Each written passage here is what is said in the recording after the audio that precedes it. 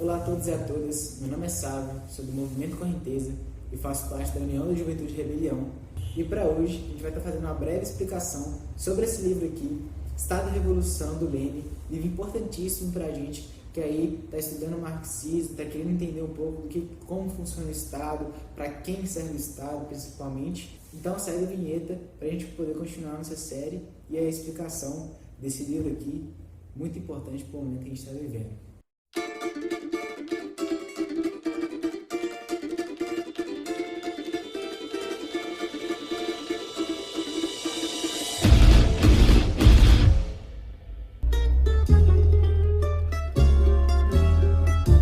Eu acho importante que antes de a gente começar com o nosso estudo propriamente dito, a gente dá um contexto sobre o cenário que o Estado da Revolução foi escrito, o cenário político, o cenário histórico. É importante antes de a gente começar, a gente falar um pouco sobre Lenin. Lenin foi um dos principais líderes revolucionários do século XX, foi chefe do Estado Soviético e o principal dirigente da Revolução Russa de 1917, que deu novos rumos para a história da humanidade naquele momento.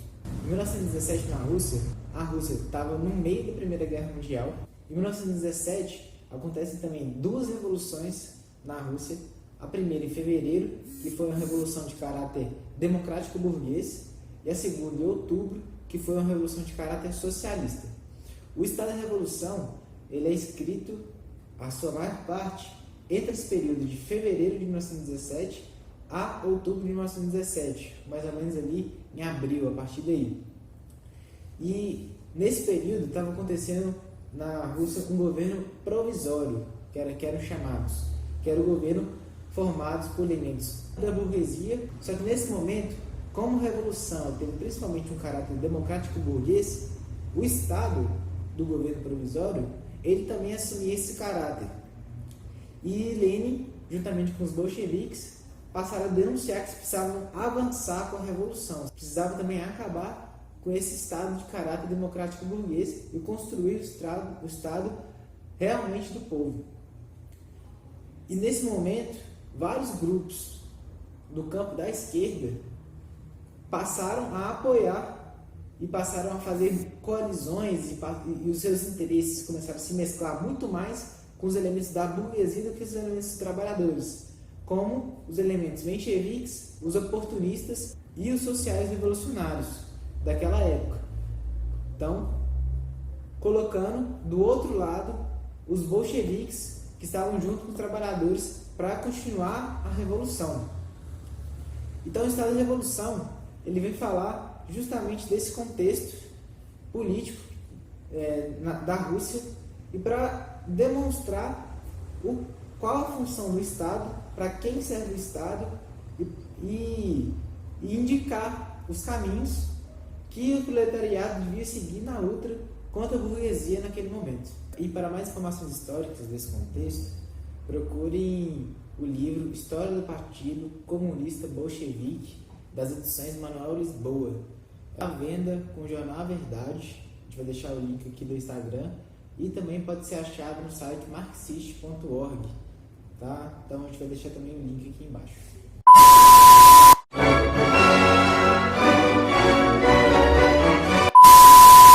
Então, para a gente começar a falar do Estado, acho que é muito importante a gente fazer algumas reflexões acerca do que é o Estado, né?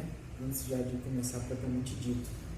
Vou começar a fazer as reflexões a partir do nosso próprio país, do Brasil. A gente tem um Estado hoje chamado Estado Democrático de Direito, que na teoria, na nossa Constituição, ele seria feito para o povo. A sociedade teria participado através da Assembleia Legislativa, Assembleia Constituinte de 88, e criado uma nova Constituição para esse país, que teria certos princípios balizadores. Por exemplo, os princípios que estão no artigo 5º, como homens e mulheres são iguais em direitos e obrigações, a propriedade atenderá à sua função social. Aí no artigo 4º, erradicar a pobreza e a marginalização e reduzir as desigualdades sociais e regionais, garantir o desenvolvimento nacional, construir uma sociedade livre, justa e solidária. Todos esses estão na Constituição, são valores bem humanistas, né? São valores que a gente, quando lê a Constituição, fica até encantado, o tanto que a Constituição é bonita. E aí que está a grande discussão, né? Porque o papel é uma coisa, a prática é totalmente diferente. A gente vê o Brasil, um dos países mais desiguais do mundo, nas periferias. Falta de diversos serviços básicos. O Estado, quando ele chega principalmente com a polícia, não é com serviço de saúde, com educação, com infraestrutura, com luz, com saneamento básico, com segurança real, com oportunidades. A gente vive num Estado que, na prática, ele é totalmente diferente do que ele diz ser na teoria. Mas aí que está, como isso é possível, né? Como que a gente pode viver num Estado que diz que todo o poder emana do povo, mas na verdade poder nenhum sendo emanado deles? E é essa discussão que o Lenin vai trazer. Então, no capítulo 1, ele vai tratar sobre a sociedade de classes e o Estado. Sociedade de classes é um conceito muito importante para a gente aqui, porque ela vai basilar a explicação do para que funciona o Estado, para quem funciona o Estado, por quem comanda esse Estado. É a sociedade? É um grupo de pessoas? Não é ninguém? Então, como que funciona esse Estado? E no começo já começa falando que o Estado é um produto inconciliável das contradições de classe dentro de uma sociedade. Lenin está buscando aqui uma análise marxista para desenvolver a teoria do Estado, para desenvolver essa definição do que é o Estado. Na teoria marxista, isso a gente pode comprovar na realidade, existe uma distinção entre proprietários dos meios de produção e aqueles que não são proprietários dos meios de produção. E sempre que eu falar é meios de produção, não é de uma casa, não é de um carro, não é dessa lapiseira, nem desse próprio celular que eu estou falando. É de quem produz essas coisas, meios de produção. Então, quem é dono da empresa e quem não é dono da empresa e é então empregado. Essa distinção é uma distinção básica dentro da nossa sociedade e que vai definir como que vai ser distribuído para você toda a riqueza que é produzida dentro da sociedade. E essas contradições, essas diferenças de classes, elas não existem desde agora do capitalismo. Elas existem há muito tempo. Inclusive, nós já vivemos por várias outras sociedades que tinham outros modelos de produção que funcionavam, por exemplo, a partir da escravidão, a partir de um modelo de produção feudal, ou mesmo outras sociedades que não funcionavam desses modelos tradicionais, como na América Latina, tinha um modelo de tributação pelos incas, que era um modelo diferente do modelo feudal, só que não chegava também a ser capitalista, nem chegava a ser o modelo da escravidão tradicional. Ou mesmo dentro do próprio capitalismo, existiam várias diferenças de atuação na produção. No começo do desenvolvimento do capital, desenvolvimento da acumulação do capital, que foi quando os europeus, principalmente, passaram a explorar o mundo, e isso também explorar a gente aqui no Brasil, a gente pôde perceber um modelo inicial que tinha a escravidão nas colônias como seu modelo principal de extração e de construção das relações sociais ali daquele meio. Por isso que é tão importante essas diferenças que existem dentro da sociedade para a gente poder compreender para quem o Estado vai servir. E nesse caso, hoje, a gente vive num Estado capitalista. O capitalismo ele se desenvolve principalmente depois da Revolução Francesa, que ele se consolida com a burguesia tomando o poder do Estado. Só que a burguesia não nasce ali. Ela já vem desenvolvendo, acumulando riqueza. Quando a burguesia toma o poder político, ela passa a consolidar novas formas de organizações políticas no mundo todo. Começou na França, com várias reviravoltas, e foi se espalhando pelo mundo todo esse tipo de organização, esse modelo hoje, que é muito semelhante ao que a gente vive hoje em Estado capitalista, Estado democrático, de direito dito democrático de direito, né? Beleza. O Estado, então, ele é um produto da sociedade. Ele é um produto das relações que existem dentro da sociedade. E relações de classe, relações de produção, relações de como que a riqueza vai ser produzida, de como que ela se estrutura. Então, o Estado é, portanto, um instrumento para manter os antagonismos de classe. Só que ele é um instrumento utilizado por uma classe mais forte, por uma classe que tem maior poder naquele momento histórico condizente.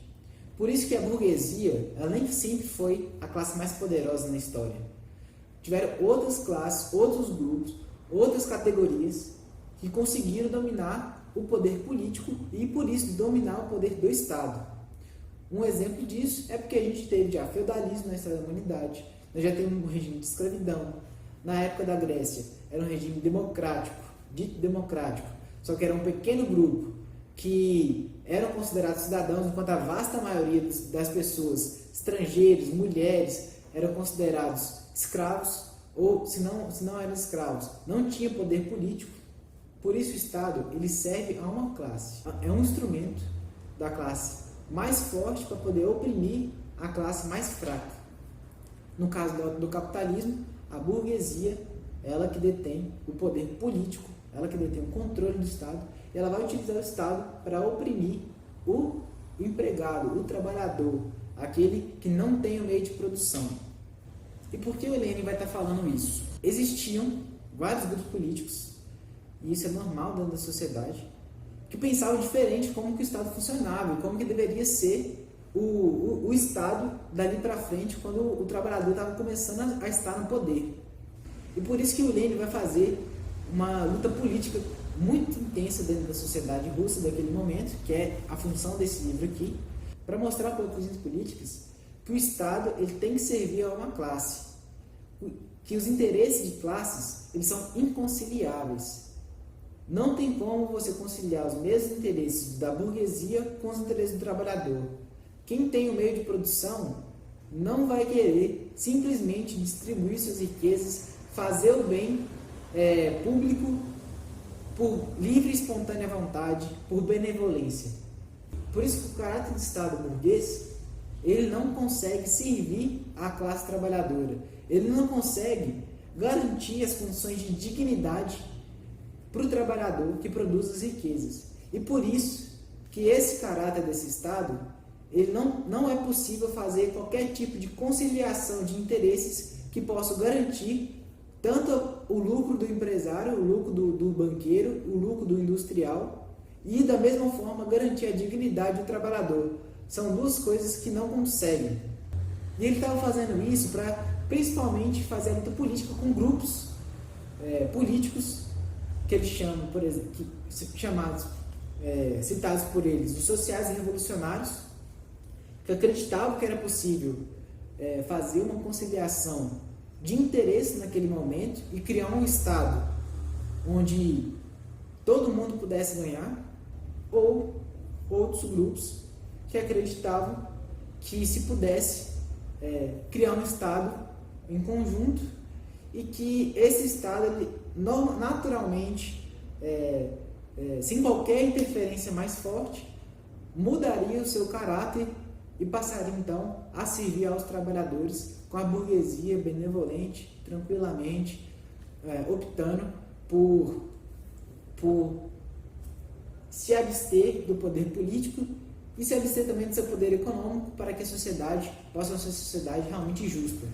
Então ele estava criticando essas duas visões e colocando que o Estado ele serve a um instrumento de classe, que o Estado é determinado órgão de dominação de uma classe sobre a outra e que essas classes nunca poderão ser conciliadas. A gente já morreu aqui na mão de polícia já, e os policiais matam mesmo e sem dó, que é muito forte pra quem vir. Já era. Aqui em Guarulhos eu acho que é um campo de extermínio, a polícia só vem aqui, mata os manos e tal, invade os barracos, quebrando tudo, só violência e nós só quer paz. Aqui em Carapicuíba é o seguinte, eu acho que é um campo de extermínio, moro? Porque é o seguinte, a polícia aqui mata demais, tá ligado? Aqui os ladrões não matam ninguém. Aqui tá matando a polícia jogando tudo no peito do ladrão aqui. Inclusive mataram até um mano amigo nosso semana passada aí. Para a segunda parte do capítulo 1, Lênin vai começar a explicar melhor como que funciona o aparato coercitivo do Estado. Por que se precisa do Estado? O que tem no Estado que pode garantir que uma classe se sobreponha sobre a outra? Que a classe mais poderosa consiga conter a classe menos poderosa. Porque no Estado existe a peculiaridade que é a existência de destacamentos de um grupo especial de pessoas armadas, seja exército, seja polícia, que vão receber armas, que vão receber treinamento, que vão receber técnica e vão ter principalmente uma autoridade superior sobre elas, que vai direcionar o que elas têm ou não fazer naquele estado, naquela sociedade, como que elas vão atuar naquele espaço onde elas estão sendo destacadas para isso. É importante também ressaltar que esse destacamento de pessoas especiais vai para além também das pessoas armadas. Faz parte então da constituição de uma força pública completa, com prisões, carcereiros, funcionários da justiça, todo um aparato que consiga fazer com que essa força coercitiva do Estado funcione. E existe uma reflexão que o Lênin coloca de que não se pode esquecer do porquê que foram construídos esses aparatos. Porque existe uma certa tendência a achar que a organização da sociedade ela foi ficando mais complexa e aí, a partir disso, naturalmente, foram se consolidando formas consensuais entre a sociedade de como fazer o controle e a ordem daquilo. Isso é uma ideia que a gente tem que fazer uma crítica sobre, porque nunca se pode esquecer, ao analisar uma sociedade, do caráter da disputa de classes dentro daquela sociedade, da forma com que a luta de classes se desenvolveu.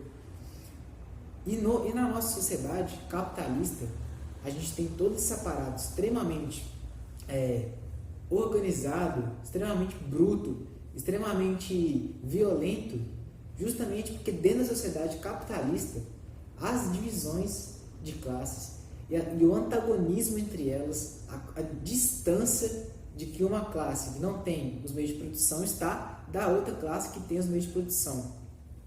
E essa distância reflete uma profunda contradição de classe dentro da sociedade e que isso exige também, para manter o controle da ordem dominante, precisa também de um profundo aparato militar, policial, violento, repressivo, para manter aquela ordem constituída daquele jeito que ela está. Por isso que é importante ter sempre em mente que o desenvolvimento das forças de segurança entre aspas, e o desenvolvimento do aparato coercitivo do Estado, ele sempre está alinhado com o antagonismo de classe existente, com as diferenças de classes existentes, com a força que esses antagonismos se expressam dentro de uma sociedade. Isso a gente pode ver um exemplo, inclusive com várias sociedades capitalistas no mundo, mas pegando especificamente no Brasil. A cada ano que passa, os antagonismos aumentam na sociedade de classe capitalista. A cada ano que passa, existe uma maior concentração de renda na mão de menos gente. A cada ano que passa, mais o trabalhador está sendo explorado e menos ele está tendo acesso da produção da riqueza. E isso reflete também na forma como a sociedade brasileira está aumentando sua repressão. Existem vários dados, por exemplo, no Infopen, que mostra um aumento vertiginoso da população carcerária brasileira desde a década de 90 para hoje, no ano 2020. Isso vem acontecendo desde muito tempo. E mais recentemente, existe um aumento no volume de recursos públicos direcionados para a segurança pública, mais especificamente para o policiamento. Existe uma redução dos recursos que são direcionados para a saúde, para a educação, para a infraestrutura, para a moradia. São todas formas de que o povo poderia ter para conseguir sair dessa situação de exploração, porém o Estado capitalista, como não pensa nesse sentido, e sim pensa só em as formas de explorar ainda mais o trabalhador, por isso que ele necessita também, em contrapartida, de formas de manter o trabalhador sob controle, manter essa ordem, e por isso que precisa de um aparato policial, coercitivo, de exército, e principalmente de aumentar a população carcerária para conseguir se manter nessa sociedade altamente estratificada, altamente desigual e extremamente antagônica. Um importante ponto também nesse capítulo é perceber que essa força que o Estado tem de repressão ela é utilizada por uma classe, retomando novamente isso aí. Portanto, a partir do momento que você destrói o Estado, né, e isso ocorre em processos revolucionários, como aconteceu em 1917, como aconteceu na Revolução Cubana, como aconteceu em outras revoluções pelo mundo socialistas, a luta de classe ela fica nua, ela fica crua, ela perde aquele aparato de contenção do povo. Nesse momento é que ocorre uma disputa dentro da sociedade para ver quem que vai sair vitorioso na construção de um novo Estado, agora por uma nova classe, por uma classe, pela classe que antes era oprimida e que agora vai passar a deter o poder dominante do Estado. Sendo assim, também vai passar a controlar os grupos de destacamentos armados e criar novas formas de se proteger, seja de grupos externos, porque a luta de classe ela não está somente incluída dentro de um próprio território, vários países, ela é global, mas seja também de grupos internos, porque a partir do momento que há essa ruptura, os grupos que saíram perdedores naquele momento, eles não deixam de existir simplesmente, eles continuam existindo na sociedade, e essa sociedade vai ter que lidar com isso também no futuro, para saber como que vai ser as melhores formas de lidar com esse processo. Isso aqui é uma guerra! No tópico 3, Lenin vai procurar explicar melhor como que essa máquina do Estado funciona. E para facilitar a nossa compreensão, pense no Estado capitalista.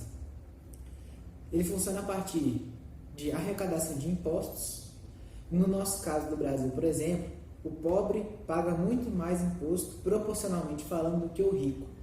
Existem impostos regressivos aqui no Brasil, ou seja, são taxados o consumo.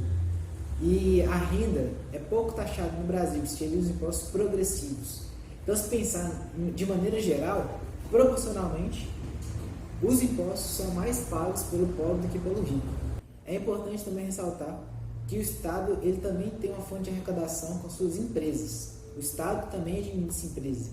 Então, Lenin vai construir essa ideia de como que alguns atores públicos principais são os responsáveis por manter essa máquina repressiva do Estado de uma classe sobre a outra. E aqui é sempre bom dar os exemplos do judiciário também, né? Não só da parte do executivo, que é a polícia, ou da parte do exército, mas de perceber também que o judiciário ele também tem o seu papel na construção desse aparato de repressão, fiscalização e de manter os antagonismos de classes existentes. Quem são, dentro da nossa sociedade, os funcionários que recebem os maiores salários, os maiores, assim, exorbitantemente? Aonde eles estão? Estão no legislativo, no judiciário e em parte no executivo. E isso é um indicativo também de que para quem eles vão servir. Se a gente entende que a gente está numa sociedade capitalista e que é a burguesia, os grandes empresários, aqueles caras que a gente não vê nem passando na rua, que dominam tanto o nosso sistema eleitoral quanto o nosso sistema judiciário, seja a partir de pagamento de propina para juiz, que isso tem várias notícias procura acontece, seja por meio de financiamento de campanha para deputado, vereador, político, presidente, porque apesar de ter uma lei que impede que esse financiamento seja feito de forma direta, existe muito caixador, existe muita falcatrua no sistema eleitoral também. Ou seja, mesmo a partir de lobbies. Empresas vão contratar pessoas que vão estar lá dentro do legislativo para costurar favores financeiros para deputados, vereadores, todos os políticos aí que servem à burguesia, para que elas possam aprovar suas leis, para que elas possam seguir no caminho que elas querem. Mas é importante também entender, mesmo estando dentro do Estado capitalista, nem sempre a burguesia consegue fazer tudo que ela quer. Porque dentro da sociedade capitalista também tem a outra parte, que é os trabalhadores, que existem as organizações, que existem os movimentos sociais que fazem a luta contra esses interesses, lutando a favor dos interesses do proletariado, daqueles que realmente produzem toda a riqueza dentro da sociedade. Mas é importante perceber que essa luta é limitada dentro desse Estado capitalista, porque esse Estado capitalista, a forma que ele foi criado, a forma que ele foi construído, o próprio direito como ele foi construído, ele está sempre pendendo mais para a burguesia, porque a burguesia ela construiu o seu próprio instrumento de dominação de uma classe sobre a outra. E por isso que é necessário superar esse Estado. Só que superar de qualquer forma é superar o Estado a partir do próprio Estado, é fazer conciliação, é fazer acordos, é tentar mudar a lei pela lei, de formas do próprio jogo que a gente está jogando hoje. É aí que a gente entra então no tópico 4 do capítulo 1, que vai falar da revolução e vai falar também da construção do novo Estado e do definhamento desse novo Estado. Porque existe uma certa confusão se para o trabalhador é interessante ter um Estado ou não ter um Estado. Porque a gente entende que o Estado ele é um produto dos antagonismos de classe. Então, existir um Estado quer dizer que existe, então, antagonismo de classe dentro da sociedade. E se a gente quer acabar com esses antagonismos de classe, se a gente quer que todo mundo tenha o direito a trabalhar e a ter uma vida digna, então quer dizer que todo mundo tem que viver uma sociedade onde não seja estratificada, onde não seja concentrada a renda na mão de poucos, enquanto a maioria fica sem nada. Por isso que Lenin vai trazer essa ideia de que é necessário organização dentro da sociedade capitalista dos trabalhadores para abolir o Estado. Mas não é abolir qualquer Estado, é abolir o Estado capitalista. E a abolição é um nome bem característico e bem representativo do que ele quer dizer. É acabar, aniquilar, não mais existir, de uma forma abrupta. É uma revolução. Porém, durante o processo revolucionário, vão existir ainda os elementos da burguesia dentro da sociedade. E é por isso que, então, o trabalhador ele tem que utilizar do Estado. Mas a gente acabou de falar que o Estado capitalista foi abolido. Então, o que o Lenin está propondo? A construção do Estado proletário. É um novo Estado, é um caráter diferente, a organização é diferente. Se na sociedade capitalista, se no Estado capitalista, o acesso à educação era de uma forma seletiva, por exemplo, quando a gente fala de educação universitária, na sociedade socialista, o Estado não vai fornecer dessas formas, vai ser acesso para todos. Se na sociedade capitalista só come quem consegue pagar por aquilo, na sociedade socialista, isso não vai acontecer. Se na sociedade capitalista o Estado permitia a concentração de renda e permitia que uma pessoa pudesse ter bilhões, no Estado socialista, isso não iria acontecer. Por isso que é necessário a construção de um novo Estado, de um Estado que vai realmente fazer pelo povo, porque ele foi construído pelo povo trabalhador. O processo revolucionário daria condição para essa construção de um novo Estado. E esse Estado continuaria indefinidamente? Não. Porém, o Estado continuaria até quando os antagonismos de classe estivessem existindo. Por quê? Porque para acabar com os antagonismos de classe, é necessário que o modelo de produção, ou seja, todas aquelas empresas que vão produzir as riquezas do país, sejam coletivizadas. Todo mundo possa ser realmente o dono de tudo. Mas para isso, não vai vir de forma tranquila, pacífica. É igual quando a gente pensa na disputa interna da sociedade. Quando o trabalhador ele quer mais direitos, a burguesia simplesmente dá? Não dá. Todo o direito que o trabalhador conseguiu foi conquistado com muita luta. É manifestação na rua, é gente que foi perseguida, é gente que teve a coragem de dedicar sua vida para que aqueles direitos conquistados, como educação básica universal, como saúde universal, como direitos trabalhistas que agora foram tirados pela burguesia do trabalhador, teve muita luta para que isso acontecesse, não teve nenhuma benevolência. E no Estado socialista a burguesia vai continuar existindo, porém ela vai ser combatida agora, utilizando os instrumentos do próprio Estado para combater a classe que agora não vai ser mais a classe dominante, porque a classe dominante agora vai ser a maioria, vão ser os trabalhadores. Então é mais ou menos essa ideia que o Lenin vai trazer no primeiro capítulo do Estado da Revolução. E que o Estado, o último ponto importante desse capítulo, é que ele fala do definhamento do Estado. Porque o Estado socialista ele não vai durar para sempre. Ele vai relativamente, paulatinamente, reduzindo as contradições de classe e coletivizando a produção, para todo mundo ter o seu pão, para todo mundo ter a sua dignidade. E a partir do momento em que a coletivização chegar no grau máximo e as contradições acabarem, o Estado ali morreria. Ele não morreria por um decreto, ele morreria a partir de uma situação fática, de condições reais, de coletivização, e a partir daí não faria mais sentido ter que existir, porque a dinâmica da sociedade já não teria mais uma dinâmica de opressão, já não teria mais uma dinâmica de expoliação, já não teria mais uma dinâmica onde existiria pobreza, miséria, onde existiria fome. E assim, a gente estaria então numa sociedade onde a justiça, o justo, seria realmente todo mundo ter acesso a uma vida digna. Então é mais ou menos aí que ele termina o primeiro capítulo, trazendo essa compreensão. E é importante, para finalizar, que a gente tenha muito bem essa compreensão do caráter de uma revolução socialista, dos trabalhadores entrando no poder. O Lenin reforça isso claramente.